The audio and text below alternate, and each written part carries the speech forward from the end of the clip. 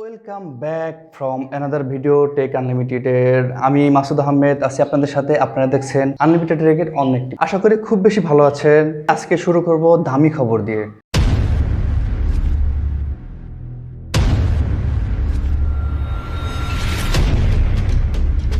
অ্যাপেলের M1 চিপটা তাদের খুব ভালো মান, অনেক পাওয়ারফুল একটা চিপ। সেটা শুধুমাত্র তাদের অ্যাপেল আইফোন ছাড়া অন্য সব ডিভাইসে তারা সেটা ইউজ করে, এবং সেই M1-এর প্রসেসরের সাকসেসর M2 নিয়ে মাস প্রোডাকশন শুরু করে দিয়েছে। আগামী দিনে আমরা অ্যাপেলের প্রত্যেকটি ফোনে M2 প্রসেসর দিয়ে ফোন পাবো।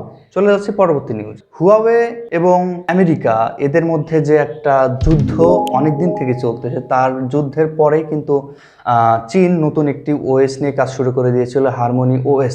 গুটি গুটি পায়ে তারা এগিয়ে চলতেছে। হারমোনি ওএস 2.0 ইন্টারফেস আজকে প্রকাশ করে দিয়েছে। হুয়াওয়েরই আরেকটি ফোন হুয়াওয়ে 8 প্রো চায়নাতে লঞ্চ হয়ে গেছে, এবং সেখানে স্পেসিফিকেশন বেশ ভালো মানের স্পেসিফিকেশন থাকতেছে। 6.72 ইঞ্চি ফুল এইচডি ওলেড ডিসপ্লে থাকতেছে, এবং সাথে থাকতেছে 120 হার্টজের রিফ্রেশ রেট, এবং তাদের নিজস্ব প্রসেসর কিরিনের 985 প্রসেসরটি বেশ ভালো মানের প্রসেসর। ক্যামেরার দিকে থাকতেছে 64 মেগাপিক্সেল কোয়াড রেয়ার ক্যামেরা, এবং সেলফি শুটারের জন্য ডুয়েল ক্যামেরা থাকতেছে 32 মেগাপিক্সেল প্লাস 16 মেগাপিক্সেল ক্যামেরা, সাথে 4000 mAh ব্যাটারি।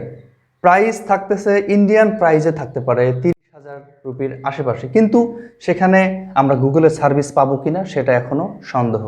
ফুটবলের অ্যাওয়ার্ড থাকে, অলিম্পিকের অ্যাওয়ার্ড থাকে, প্রত্যেকটা বিষয়ে অ্যাওয়ার্ড থাকে, তাহলে ফোন কেন অ্যাওয়ার্ড পাবে না? হ্যাঁ, ফোন MI11X সিরিজ তাদের ডিসপ্লে মেটের অ্যাওয়ার্ডটি পেয়ে গেছে, winner of 11 display mate award.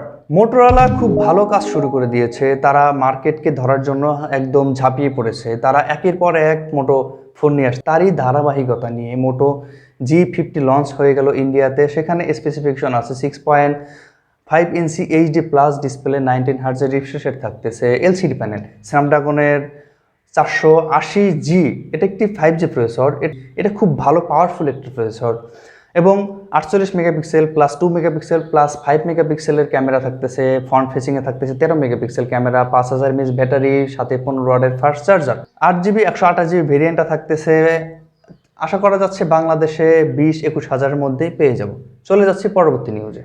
ইন্ডিয়াতে লঞ্চ হয়ে গেল Oppo A53s। সেখানে প্রাইস রাখা হয়েছে 14,990 রুপি। সেটা যদি বাংলাদেশে আসে তাহলে প্রাইস হতে পারে 17,000-এর আশেপাশে। বহুল প্রতীক্ষার পর Redmi K40 চায়নাতে লঞ্চ করে দিল, এবং তার ফুল স্পেসিফিকেশন আমরা অনেক আগেই আপনাদেরকে বলে দিয়েছে প্রত্যেকটা ভিডিওতে। তারপরে ডিসপ্লেতে তার ফুল স্পেসিফিকেশন দেওয়া হলো।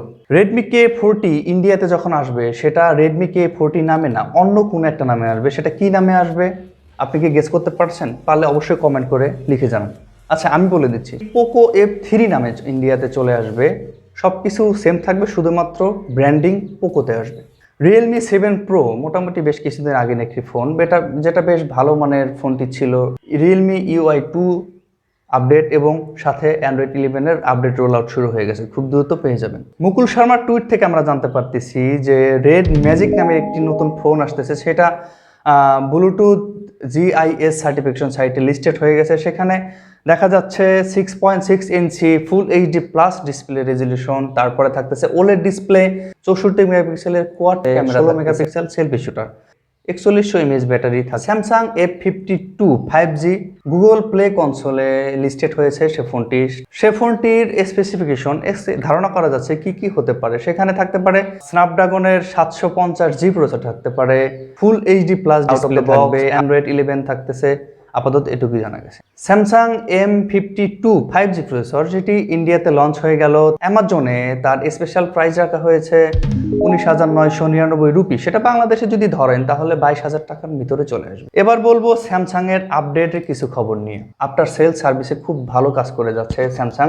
সেখানে স্যামসাং এর বেশ কিছু ফোনের এবং এন্ট্রি লেভেলের ফোন থেকে তারা আপডেট দেওয়া শুরু করেছে। স্যামসাং গ্যালাক্সি M01 সেই ফোনটিতে তারা তাদের অন UI3.1 এবং Android 11-এর আপডেট।